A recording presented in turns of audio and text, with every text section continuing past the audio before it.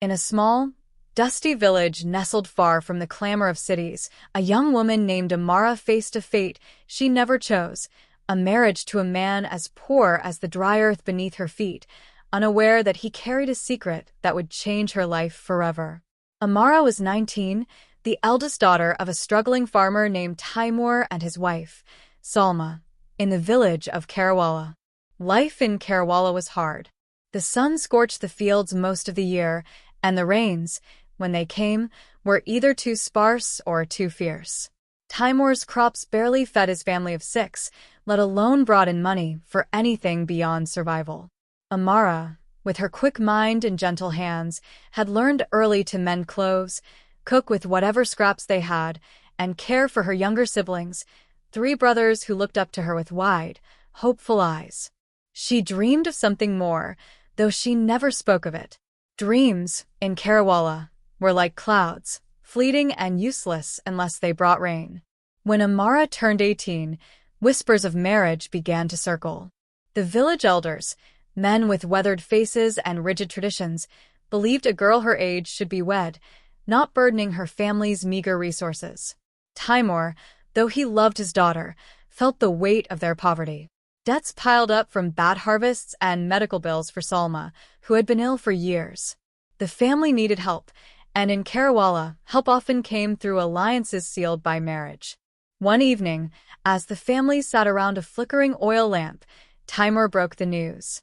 "Amara," he said, his voice heavy, "the elders have found a match for you." Amara's heart sank. She had heard of arranged marriages, of course. Every girl in Karawala knew her time would come, but she had hoped for a little more time, a little more freedom. "Who is he?" she asked, her voice steady despite the knot in her stomach. "His name is Zain," Timur replied. "He's a laborer from the edge of the village. He works the fields, like us. He's simple, but he's honest, and the elders say he'll provide." Amara nodded, though her mind raced. She didn't know Zain, not really. She'd seen him once or twice, a quiet man with rough hands and clothes patched as often as her own. He lived in a small mud house near the river, alone, with no family anyone spoke of. The village gossip was that he was kind but poor, with nothing to his name but the strength in his arms. Amara didn't want to marry, not yet, but she saw the exhaustion in her father's eyes, the way her mother's cough worsened each day. She couldn't refuse. Her family needed her to do this, to ease their burden, even if it meant tying her life to a stranger. The engagement was quick, arranged with little ceremony. The elders met, terms were discussed, and a dowry, modest, given Timur's situation, was settled. Amara's mother wept as she stitched a simple wedding dress from old fabric. "You'll be fine, my love," Salma said, brushing Amara's cheek. "Zain is a good man. He'll treat you well." Amara wanted to believe her, but doubt gnawed at her. What kind of life could she have with a man who had nothing? She pushed the thought away, reminding herself that duty came first. The wedding day arrived, a quiet affair under the village's only large tree. Amara wore the dress her mother had made, her hands trembling as she walked to meet Zain. He stood waiting, his dark eyes meeting hers briefly before looking away. He wore a clean but worn kurta, his posture stiff, as if he, too, felt the weight of a choice made for him. The ceremony was simple, words exchanged, blessings given. Amara felt like she was watching someone else's life unfold. When it was over, she was Zain's wife, and they moved to his small house by the river. Life with Zain was not what Amara had feared, but it wasn't easy either. The house was bare, with a single bed, a clay stove, and a few pots. Zain worked long hours in the fields, leaving before dawn and returning after dusk. Amara kept the house, cooked what little they had, and tried to make sense of her new role. Zain was kind, as her mother had said. He never raised his voice, never demanded more than she could give. But he was distant, speaking little, his thoughts hidden behind a calm exterior. Amara wondered if he resented the marriage as much as she did. Months passed, and Amara settled into the rhythm of their life. She learned Zain's habits, how he liked his tea strong, how he always washed his hands before eating, how he'd sit outside at night, staring at the stars as if searching for something. She began to notice small things about him that didn't fit the image of a simple laborer. His hands, though calloused, were precise, almost delicate when he handled tools. He could read, which was rare for men in Kerala who weren't elders or scholars. Once, when she asked him about a book she found tucked under his bed, a worn copy of poetry, he brushed it off, saying he'd found it somewhere. Amara's curiosity grew, but so did her frustration.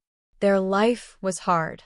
The roof leaked when it rained, and they often went to bed hungry. She wondered why Zayn, who seemed capable, never tried for more. "Why don't you look for better work?" she asked one evening, her voice sharper than she intended. "There are towns nearby. You could earn more." Zayn looked at her, his expression unreadable. "This is enough," he said quietly.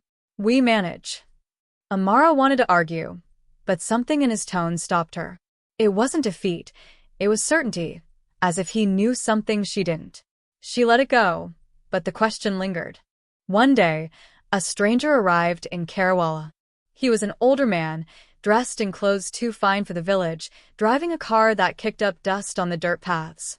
People whispered as he asked for Zayn. Amara was at the market, bartering for vegetables, when she heard the news. She hurried home, her heart pounding. Who was this man, and what did he want with her husband? When she reached the house, Zayn was speaking with the stranger outside. Their voices were low, but Amara caught fragments, words like business, investment, and return. The stranger handed Zayn a thick envelope, shook his hand, and left. Zayn turned and saw Amara watching. For a moment, they stood in silence. "Who was that?" Amara asked, trying to keep her voice steady. "A friend," Zayn said, tucking the envelope into his kurta. "He needed my advice." "Advice?" Amara frowned. What kind of advice does a man like that need from a laborer? Zayn's lips twitched, almost a smile. "You'd be surprised." He didn't explain, and Amara didn't push. But the visit stayed with her, a puzzle she couldn't solve. Over the next few weeks, more strangers came. Some arrived in cars, others on foot, always asking for Zayn. They spoke in hushed tones, and Zayn was always careful to meet them away from the house. Amara began to notice other oddities. A new roof appeared on their house one day, fixed while she was at the market. A sack of rice, far more than they could afford, showed up in their kitchen.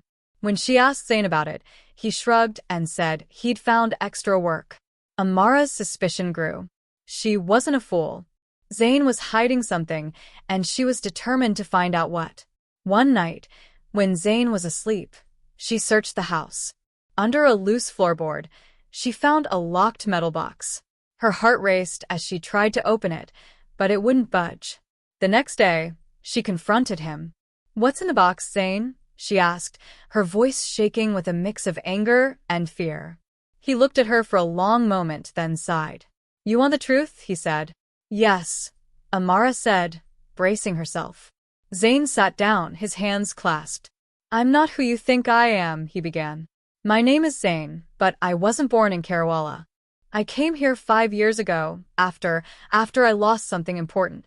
I built a business, a big one in the city.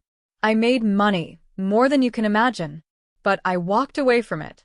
I wanted a simpler life, one where people didn't see me for what I had, but for who I was." Amara stared at him, her mind struggling to process his words. "You're saying you're rich?" "I was," Zayn said. "I still am in a way. I've kept it hidden. The men who come here, they're part of that old life. They need my help, my knowledge. I give it, but I don't want that world anymore." "Then why stay here?" Amara asked, her voice rising. "Why let us live like this, struggling, when you could?"